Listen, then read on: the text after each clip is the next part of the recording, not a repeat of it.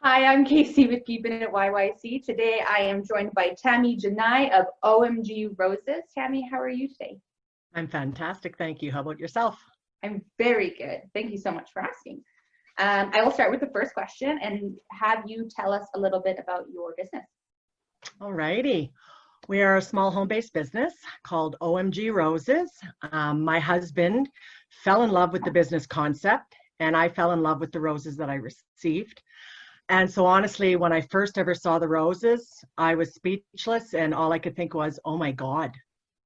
And then the name was born. Is like once, the business became ours, it was OMG Roses. And what we do is we beautifully emboss on roses and flowers with a patented machine and stamp process. And it could be phrases, custom phrases, standard phrases, logos, your portrait you could give to me and I could put it on a rose.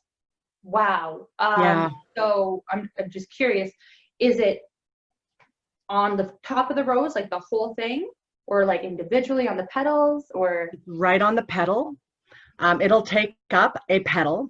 And what we say to people is, you imagine it, we'll print it.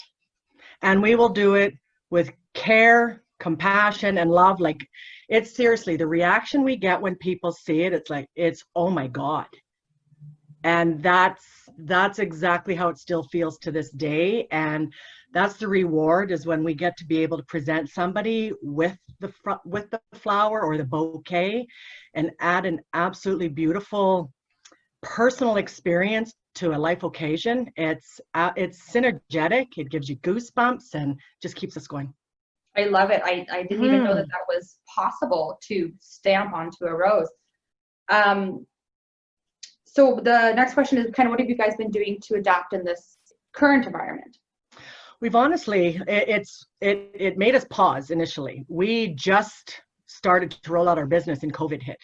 So it was, now what do we do? So we've really had to look outside the box significantly.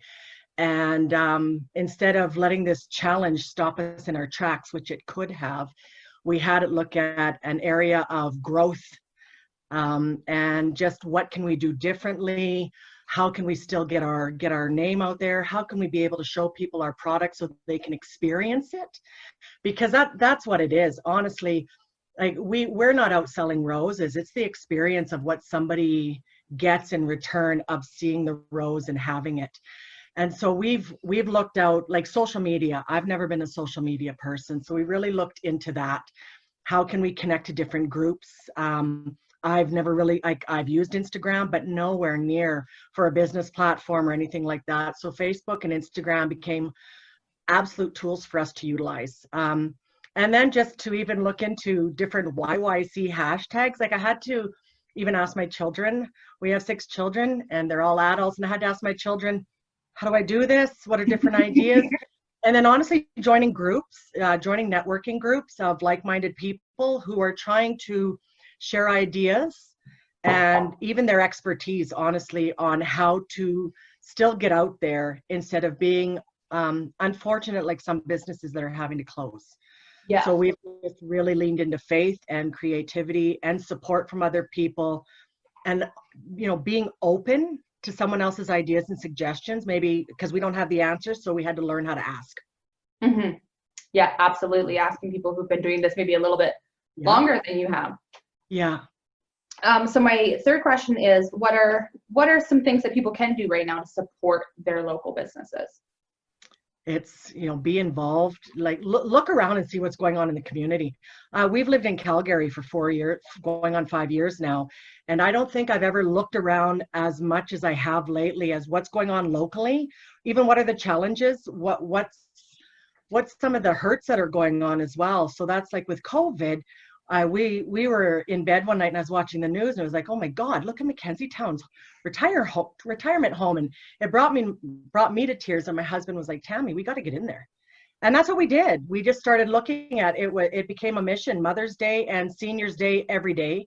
And we started approaching different seniors' homes and donating our roses, donating our time, and getting out there and being able to just share, faith, love, and hope during a time where a lot of that wasn't being projected on our news. And then it kept the passion absolutely ignited. And we just feel we can pretty much go up against whatever comes our way because we're sharing something that's truly from our heart. And the results are absolutely amazing. And then we started going to first responders and hospitals and taking buckets of our embossed roses and just telling them, thank you so much for what you do. Thank you so much for how you serve everybody, no matter what day and night. And we just want you to know that you're appreciated. And that alone, I get goosebumps still just talking about it. That alone just kept us going, and it'll keep us going no matter what.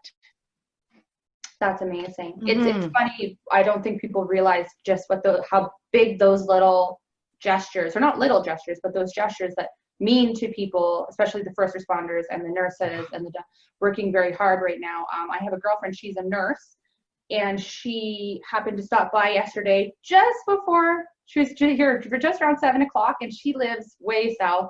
And all of a sudden she's like, here's the banging on the pans and the people hooting and hollering. Right. And she had not heard yet, because of where she lived, that 7 p.m. gratitude for our frontline workers. And she started crying. She felt so seen. Yeah. And it makes a huge difference on people. So yeah. Yeah, it's that whole experience, right? And then just it's amazing how the communities come together, and let's just try and make something positive out of this negative, because that's probably been the biggest learning experience is, what can we do differently? This brought the entire world to a halt. What can we do differently to have, a different shared energy going around amongst all the fear that was also happening, right? And I think it's amazing. I think so too. I think a lot of people are together, and it's showing a lot of community and a lot of heart. Yeah, so, definitely. Silver lining. Definitely. So then my fourth question is, do you have any tips or tricks in relation to your area of expertise that you can share with everyone? Oh, I've learned a lot. When are you meaning like our area of roses or just networking? You know what, if you have something to speak to, like a networking, that's good information, that's good too. Okay, well, networking, it's get out there and surround yourself with like-minded people and start to know what's out in your community and how can your services enhance one another? How can they complement one another? And I'm excited about really going forth and exploring that full tilt once we can. Another thing that we've learned is there is no waste when it comes down to preparing our roses. My husband, he's gone from construction and concrete to roses. It is absolutely it is just a match made in heaven. Yeah. And to watch him, construct an absolutely beautiful bouquet, and then with the rose petals that are left over, to be stamping those rose petals so that you can have a romance experience with it, or making rose oil, or sugar scrubs. It's so nothing is going to waste. And I am floored with his creativity. And I look at him, and after decades of being together and having 6 children and, having careers, and now we're working together as a team in this business, I look at him doing this and it's like, do I know you? But, he's always been a romantic, and it just absolutely brought it out, because his whole thing was working on the road, and how many men have worked on the road and they've missed those moments with their wife or their children, or it's like, oh God, my anniversary is tomorrow and I forgot this, because he's been amongst that for decades.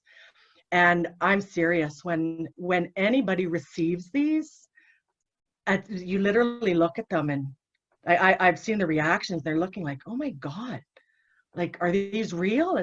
They're live roses. And it just, the creativity is beyond belief. It's a beautiful opportunity. And they sound amazing. I'm actually excited about knowing about this. I've got 4 sisters born in June. So we got a lot of birthdays coming up, and I'm thinking something like that would just mean so much more than just a card, I guess. And we developed a saying, never underestimate the power of a flower. And that honestly has just become our mantra. Never underestimate the power of a flower. I mean, the absolute chemical releases that happen biologically in someone's brain, not only receiving them, but giving them, that type of energy sharing is beautiful too. So I agree 100%. I love giving flowers. So that's all the questions I actually had for you today. We do like to have you end our interview for us by just stating your name of your business, and just ask everyone to keep it local, keep it YYC. Excellent. Well, I'm Tammy Genaille. I am with OMG Roses right here in Calgary. And I just want to say, keep it local and keep it YYC.